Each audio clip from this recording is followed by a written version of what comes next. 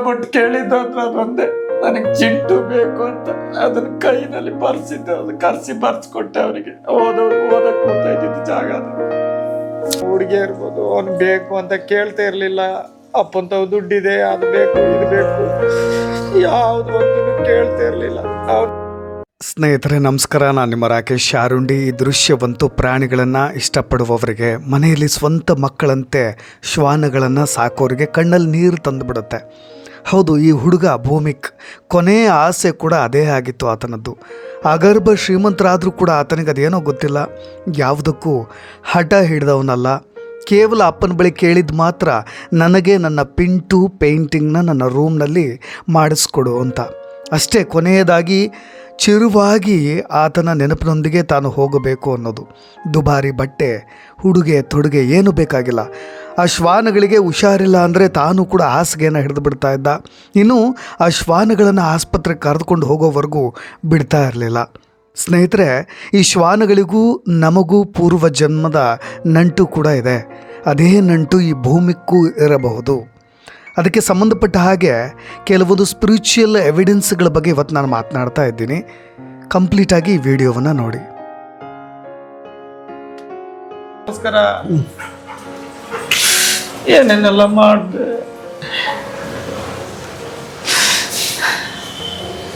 ಇದು Bhumika personal ರೂಮಾ sir?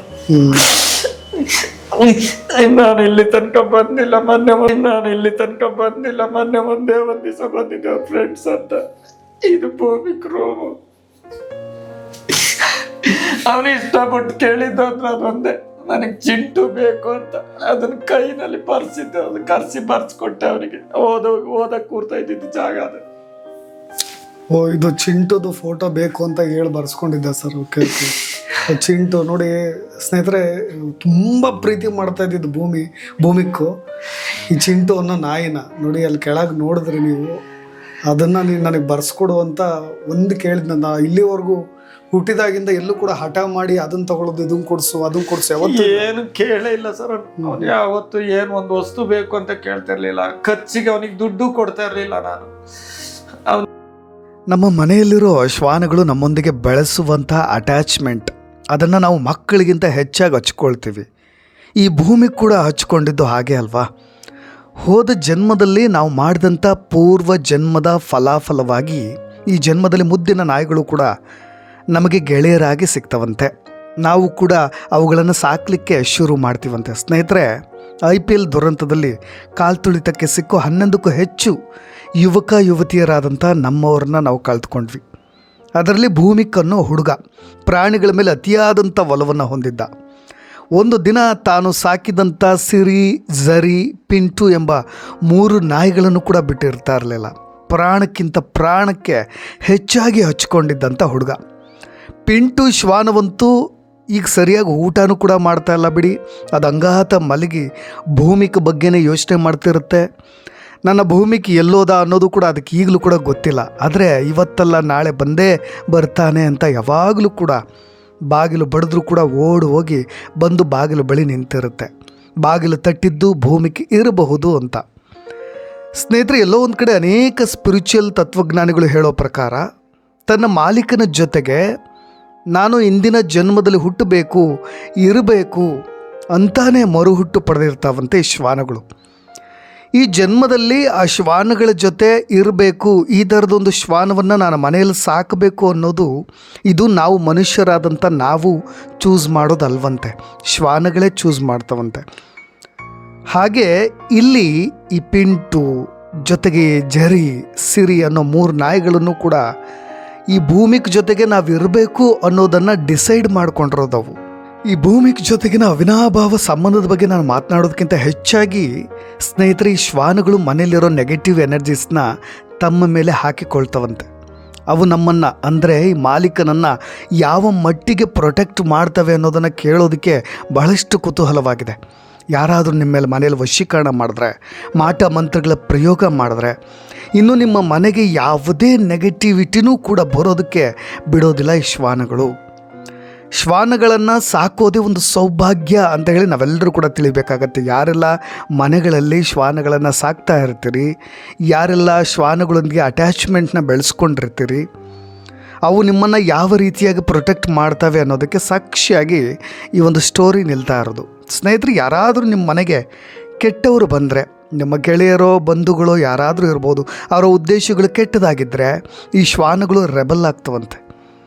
ಯಾಕಂದರೆ ಯಾರು ಕೆಟ್ಟವರು ಯಾರು ಒಳ್ಳೆಯವರು ಅನ್ನೋದನ್ನು ಸೆನ್ಸ್ ಮಾಡುವಂಥ ಸಾಮರ್ಥ್ಯ ಈ ಶ್ವಾನಗಳಿಗೆ ಇರುತ್ತೆ. ಸ್ನೇಹಿತರೆ, ಈ ಶ್ವಾನಗಳ ವೈಬ್ರೆನ್ಸ್ ಬಗ್ಗೆ ಯಾರೂ ಕೂಡ ನೆಗ್ಲೆಕ್ಟ್ ಮಾಡುವಂತೆ ಇಲ್ಲ. ಅದು ಸೈಂಟಿಫಿಕ್ಕಾಗಿ ಪ್ರೂವ್ ಕೂಡ ಆಗಿದೆ. ಅದು ಈ ಭೂಮಿಯ ಮೇಲಿನ ಪ್ರಕೃತಿಯ ವೈಪರೀತ್ಯಗಳನ್ನು ಎಲ್ಲ ವೈಬ್ರೆನ್ಸ್ಗಳನ್ನು ಕೂಡ ಅದು ಗಮನ ಹರಿಸ್ತಾ ಇರುತ್ತೆ. ಮನೆಗೆ ಬಂದವರು ಕೆಟ್ಟವರಾಗಿದ್ದರೆ ತುಂಬ ರೇಗೋದು, ಕ್ವಾಟ್ಲೆ ಕೊಡೋದು, ಇವೆಲ್ಲವನ್ನು ಕೂಡ ಈ ಶ್ವಾನಗಳು ಕೂಡ ಮಾಡ್ತವಂತೆ. ಇದೆಲ್ಲ ಸ್ಪಿರಿಚುವಲ್ ನಾಲೆಡ್ಜ್ ಹೇಗಿದೆ ಅನ್ನೋದೇ ಭಾಳಷ್ಟು ಅಚ್ಚರಿ ಅನ್ನಿಸ್ತಾ ಇದೆ. ಈ ಭೌಮಿಕ ವಿಚಾರದಲ್ಲೂ ಕೂಡ ಯಾವುದೋ ಪೂರ್ವಜನ್ಮದ ಫಲಾಫಲವಾಗಿಯೇ ಈ 3 ಶ್ವಾನಗಳು ಕೂಡ ಆತನೊಂದಿಗೆ ಗೆಳೆತನವನ್ನು ಬೆಳೆಸಬೇಕು, ಪ್ರೀತಿಯನ್ನು ಬೆಳೆಸ್ಕೊಳ್ಬೇಕು ಅಂತ ಆ ಹುಡುಗ ಕೂಡ ಅಷ್ಟು ಹಚ್ಕೊಳ್ಳಿಕ್ಕೂ ಕೂಡ ಕಾರಣವಾಗಿರೋದು ಅದೇ. ಆ ಬಾಂಧವ್ಯ ಪ್ರೀತಿ ಮರೀಲಿಕ್ಕೆ ಸಾಧ್ಯವೇ ಇಲ್ಲ. ಆ ಗೋಡೆಯ ಮೇಲಿನ ಭಾವಚಿತ್ರವೇ ಎಲ್ರಿಗೂ ಕೂಡ ಕಣ್ಣೀರನ್ನು ತರಿಸುವಂಥದ್ದು. ಆತ ಅದು ಯಾವ ಮಟ್ಟಿಗೆ ಆ ಮೂಕ ಪ್ರಾಣಿಗಳ ಮೇಲಿನ ಅವಿನಾಭಾವ ಸಂಬಂಧವನ್ನು ಹೊಂದಿದ್ದ, ಅದು ಕೂಡ ಬಿಟ್ಟಿರಲಾರದಷ್ಟು ಅಂತ.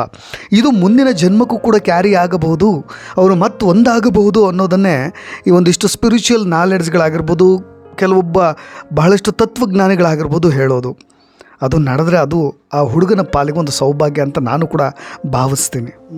ಒಂದು ನಮ್ಮ 11 ತಂದೆ ತಾಯಿಗಳ ಗೋಳು ಅದೇ ಆಗಿದೆ. ಮನೆಯಲ್ಲೂ ನಾನು ಟಿವಿಯಲ್ಲೂ ನಾನು ನೋಡಲಿಲ್ಲ ಸರ್. ನೀವು ಸದ್ಯ ಮಾಧ್ಯಮಗಳಿಂದ ದೂರ ಆಗ್ಬಿಟ್ಟಿದ್ದೀರಾ? ಇಲ್ಲ, ನಾನು ಆಕ್ಚುಲಿ ನಿಮ್ಗೆ ಹೇಳೋದೇನೆ, ಯಾವಾಗ ನನ್ನ ಮಗಂದು ಫೋಟೋಸು ಅದೆಲ್ಲ ಮೀಡಿಯಾದಲ್ಲಿ ಮತ್ತು ಇದರಲ್ಲಿ ಬರೋಕ್ಕೆ ಸ್ಟಾರ್ಟ್ ಆಯಿತು, ನಾವು ಅವತ್ತೇ ಟಿವಿನ ಅಥವಾ ಮಾಧ್ಯಮದವ್ರು ಬರ್ತೀನಿ ಅಂದ್ರೂ ನಾನು ಯಾರಿಗೂ ಇದು ಮಾಡಿಲ್ಲ. ನೀವು ಬಂದಿದ್ರಿ, ಯಾಕೆಂದರೆ ಅವತ್ತು ನನ್ನ ಪರವಾಗಿ ನನ್ನ ನೋವನ್ನ ನೀವು ಹಂಚಿದ್ರಿ. ಅದಕ್ಕೆ ಬೇರೆ ಬೇರೆ ಥರ ಕಾಮೆಂಟ್ಸ್ಗಳು ಬಂದಾಗ ನನ್ನ ಪರವಾಗಿ ನಿಂತಿದ್ರಿ. ವಾಸ್ತವತೆ ಅವ್ರ ತಾಯಿದು ಅವ್ರ ತಂದೆದು ನೋವು ಎಷ್ಟು ಅಂತ ನಿಮಗೆ ಗೊತ್ತಾಗ್ಲಿ ಅಂತ ನಿಮ್ಮ ಜೊತೆಗೆ ಮಾತಾಡಿದೆ, ನಿಮ್ಮ ಜೊತೆಗೆ ಬಂದಿದ್ದನ್ನ ಹೇಳ್ತಾ ಇದ್ದೀನಿ.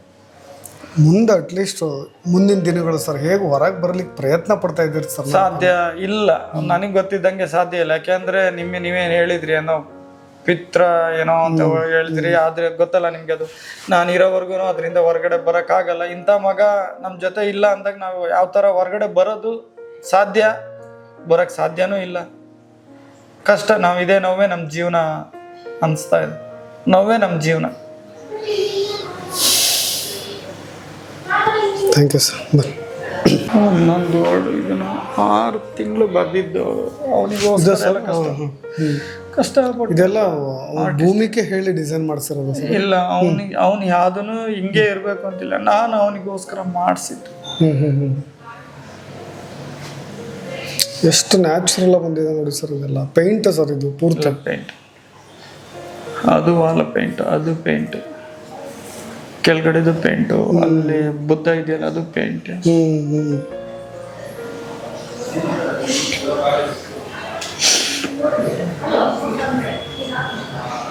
ನನಗೆ ಇನ್ನೂ ಒಂದು ಹಾಬಿ ಇತ್ತು, ಅಂದರೆ